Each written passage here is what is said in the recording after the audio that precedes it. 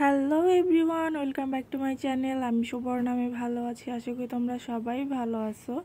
তো যেহেতু শীত চলেই যাচ্ছে, পিঠা খাওয়া হয় নাই, এই জন্য আমরা ভাবলাম যে আমরা চিতই পিঠা বানাবো। আমি আমার ফ্রেন্ডের বাসায় চিতই পিঠা বানানো দেখে আসছিলাম। এর আগে আমি কখনো এত মনোযোগ দিয়ে চিতই পিঠা বানানো দেখি নাই, বা আমি পারতামও না। তো ওর বাসায় যেহেতু ওর পাশে বসে চিতই পিঠা বানানো দেখছি, অনেক ধরনের ভর্তাও বানাইছিল। তো সব কিছুই আমি শিখে আসছি, এই জন্য বাসায় এসে আমি আর আমার মা দুজনে মিলে চিতই পিঠা বানাইছি। এটা কিন্তু আসলে অনেক মজা হয়েছিল আর অনেক সফটও হয়েছিল, তোমরা পরে দেখতে পারবে। আর এখানে আমার মা মানে যে চালের গুঁড়া, এটা সুন্দর মতো ময়াম করে দিচ্ছিল। এটার মধ্যে লবণ, তারপরে গরম জল, চালের গুঁড়া আর একটুখানি ময়দা দেওয়া হয়েছিল, যাতে পিঠাটা একটু নরম হয়, একদম শক্ত না হয়ে যায়। তার জন্য আমরা কিন্তু আতপ চাল আর ভাতের চাল দুইটা কিছুক্ষণ ভিজিয়ে রেখে যখন একটু নরম হয়ে গেছে, তারপরে আমরা ব্লেন্ডারে ব্লেন্ড করে নিছি। এটা কিন্তু শুকিয়ে শুকিয়ে বলতে জলটা ঝরিয়ে আমি ব্লেন্ড করে নিছি। আর এইটা যে সরাটা দেখতেছো, এটাকে তো সরাই বলে। হ্যাঁ, এটা দই পাওয়া যায়, মানে আমাদের সিরাজগঞ্জে, আমরা যখন পাবনা থেকে ঢাকায় আসি, তো সিরাজগঞ্জে আমাদের বাস টাফিস দেয়। তো ওইখানে এরকম দই পাওয়া যায়। সিরাজগঞ্জের দই তো অনেক নাম করা। তো ওইখান থেকে আমরা দই কিনে আনছিলাম, আর মা এটা রেখে দিছিল যে এটা থাক, পিঠা বানাই খাইতে পারবো এটার মধ্যে। তো তার জন্য আগে এটা একটু গরম করে নিতে হবে। তারপরে একটুখানি তেল দিয়ে এটা কিছুক্ষণ আবার গরম করে নিতে হবে।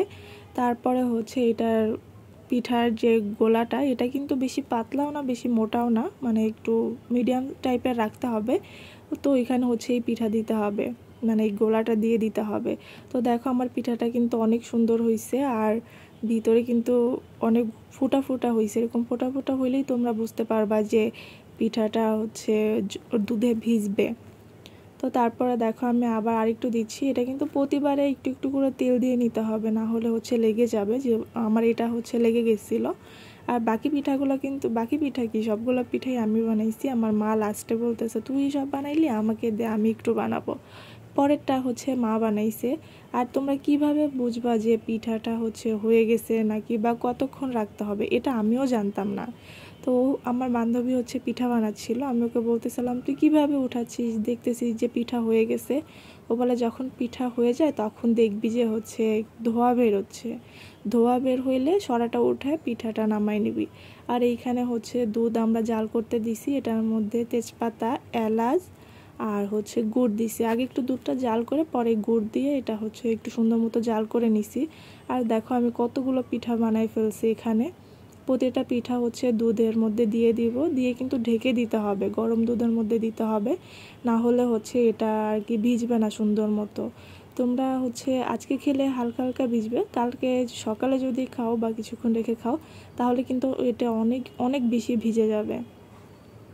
তো আমি রাত্রে আর খাইনি, সকালবেলা উঠে আমি পিঠা নিছি। দেখো কত সুন্দর ভিজে, কত ফুলে গেছে কিন্তু।